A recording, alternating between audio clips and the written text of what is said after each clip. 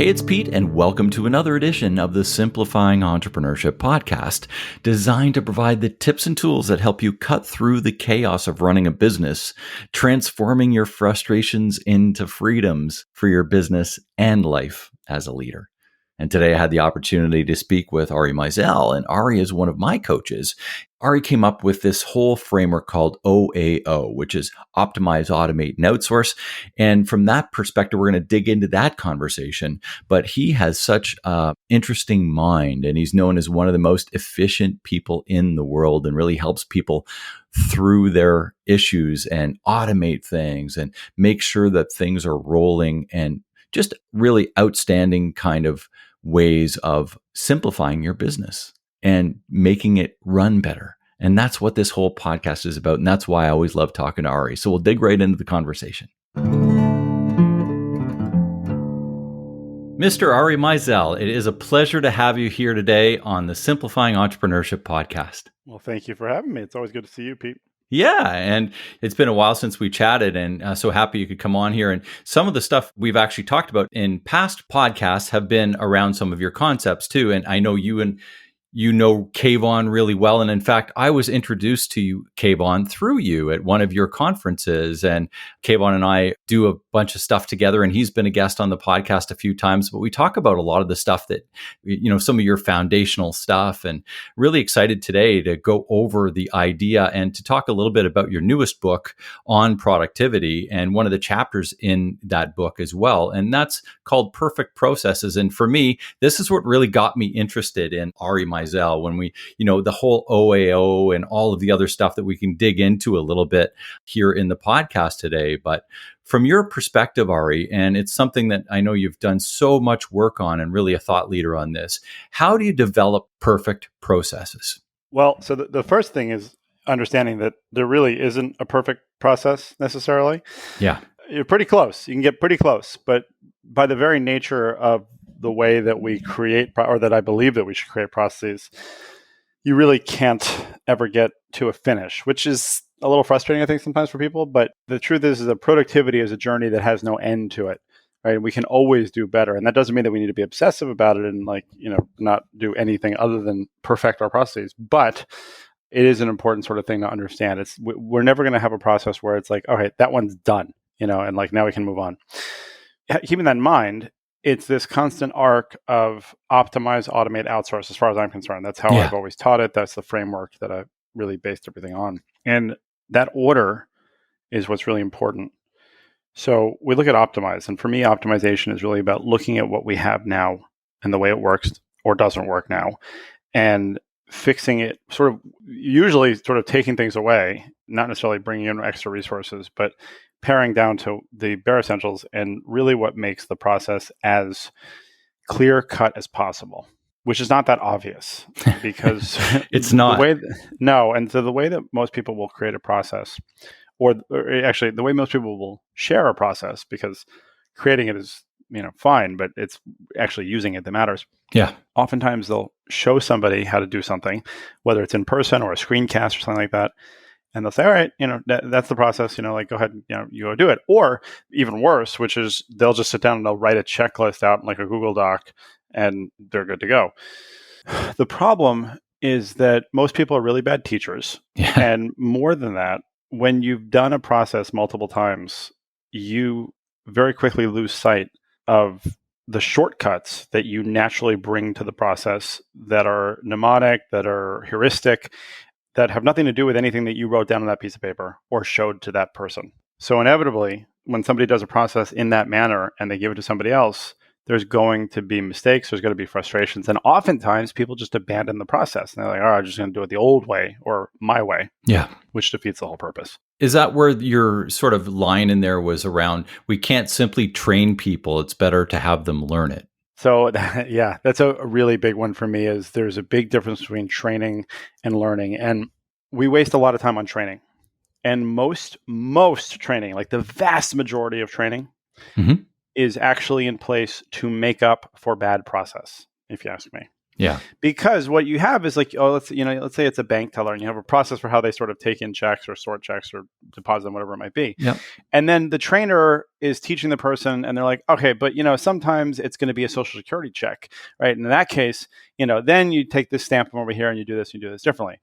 Doesn't come off that often, but this is how you handle it. And those kinds of things are the things that trainers train. They're training the idiosyncrasies, which has value, but not when it's making up for bad process, because a lot of those things simply should be part of the process. That's the big difference, right? They need to be part of it. Yeah, exactly. And if you think about it as learning, or you set it up for learning rather than training, what you're doing is you're basically giving someone the framework or the foundation to deal with the process as a sort of a baseline, something that should be happening without any issue, because realistically a process should be able to run without any problems to it. And then that human being should be able to add their value by learning maybe a better way to do it, or whatever other element they need to bring into it, whether it's the human touch or whatever you want to call it. But a lot of times they're just become these sort of human button pushers, which doesn't serve anybody. And that's interesting piece there too, when you talk about the humanality of it. And that's where we come back, and maybe it isn't perfect and things need to be changed. So, and that's the beauty of that human interaction, where they are seeing things that might need to be altered to make it even better. Yeah, exactly. And they can't do that if they're bogged down by a crappy process. And so that's the first one, right? You want to optimize all of your stuff and get it all set. What's up next? Right. So then once we optimize, now we're looking at automation. And automation is my playground. And I love looking at automation because one of the coolest things about automation in general is that the rate at which technology improves and expands is just so fast. And every day there's things that we can do. And, there's the things that we had to have a human being do a week ago. Today, some free app that was posted on Product Hunt can completely do it for them. And I want to point out to people, the whole idea of the replaceable founder is we're not trying to fire people and replace people with machines. We want to replace them, but not out. We want to replace them up.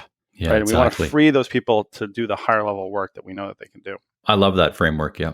With automation, we're really looking at triggers and actions for the most part. What happens here that then needs to happen over here? And so much of so many people's processes, right now that you've got going on, today, you could probably automate a large portion of those. And I know there's people who are going to listen to this be like, oh, but there's this specialized, super, unique thing that I do and that my team does that nobody else could possibly do. And it's just, you've never looked, you're not aware, and you're wrong, And the thing is that I actually take a really extreme view on this, that once you identify, especially as a leader, right? If you own a company, if you run a team, once you identify an inefficiency, meaning I figured out a way that this can be automated, but a person is doing it, I believe that you have an absolute fiduciary duty to remove that inefficiency, because it's cruel at that point to allow a human being to do work that a robot or a piece of software could be doing, because in essence, at that point, you're dehumanizing them. They want to feel like they're contributing and all that sort of stuff too. So if we can take that off, then essentially we look like the hero in that situation, and they're feeling so much better about it, and they can contribute in so many other ways that are going to bring to the business. Exactly. And ways that you're not even aware of. Yeah. Next step. Right. So now once we've optimized and we've automated, that is the first time really that you should be looking at outsourcing. And I should point out that most people reverse that. And a lot of times they'll just take this sort of knee-jerk reaction. And basically there's a problem, an issue they don't want to deal with, some automation, some task that is minutia, whatever. And the immediate reaction is, I'm going to give this to somebody. I'm going to find somebody to do this. But it's the same problem, is that you're basically taking inefficiency and you're just sweeping the dirt under the rug, right? It doesn't get rid of the problem. If anything, a lot of times it'll make it a lot worse. So if we've optimized and then we automate, whatever's left at that point, if there is anything left at all, because we can automate so many things, that's when you're really in a good position to start outsourcing or delegating, same difference. Because now it's sort of teed up, right? The ball has been set and that person can now spike it and be the hero. From your aspect, I mean, I know you were one of the founders of a VA firm and all that stuff, and I know how much you outsource things, but there's sometimes where we're insourcing, or what I call insourcing anyway, we're actually delegating it to our internal team. And then there's other times when we're outsourcing things. And can you tell us sort of the difference around that and why you would use one and not the other, and when you would use one and not the other? Day by day, you can outsource so much more that you would originally have thought that you might have had to, insource or keep in house. Yeah. There's just so many people with really great skill sets that are willing to work on a contract basis.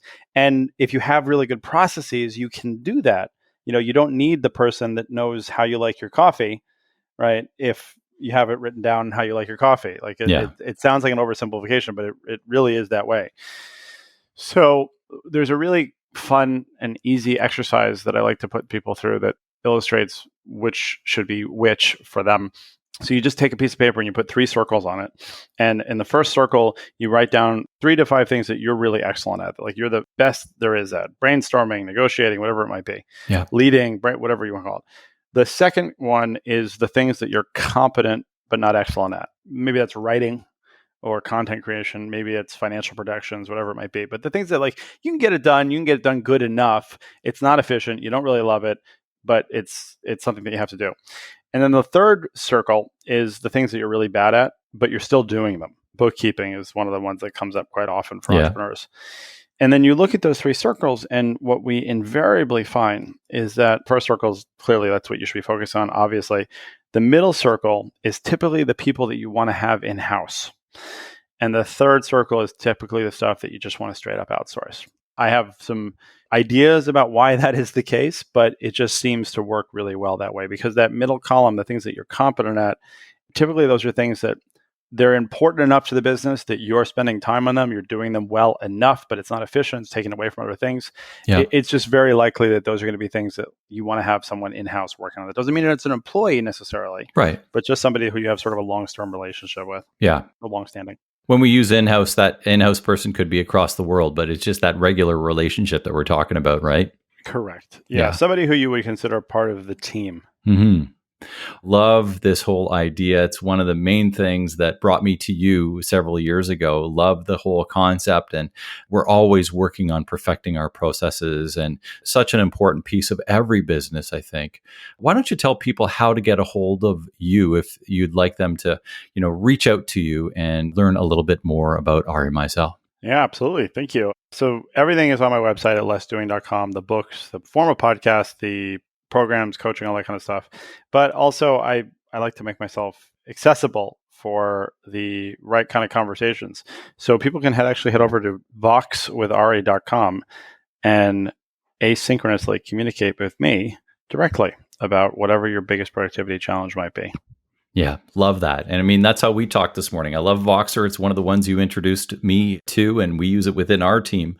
When we were talking earlier today, that was how we connected, and just a wonderful tool. So much to learn here.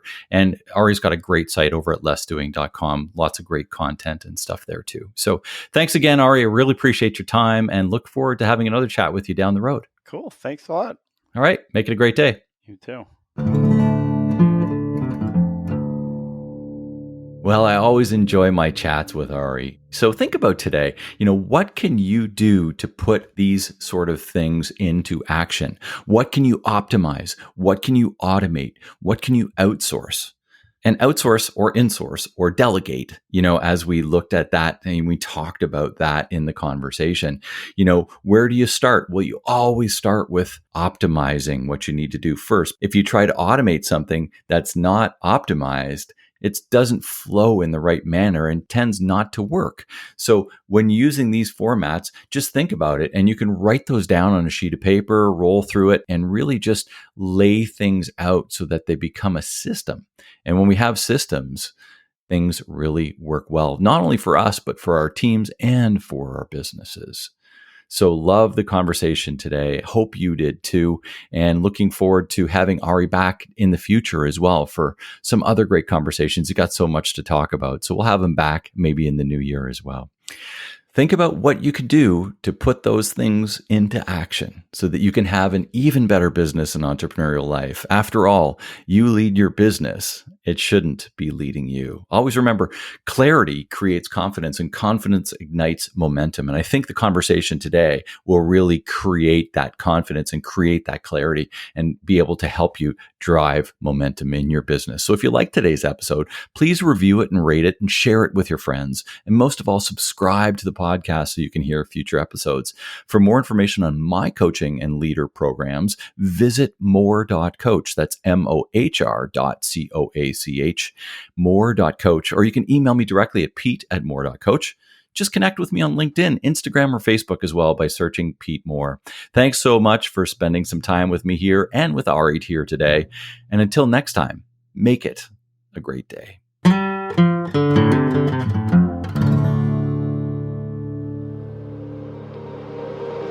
An ironic media production. Visit us at ironickmedia.com.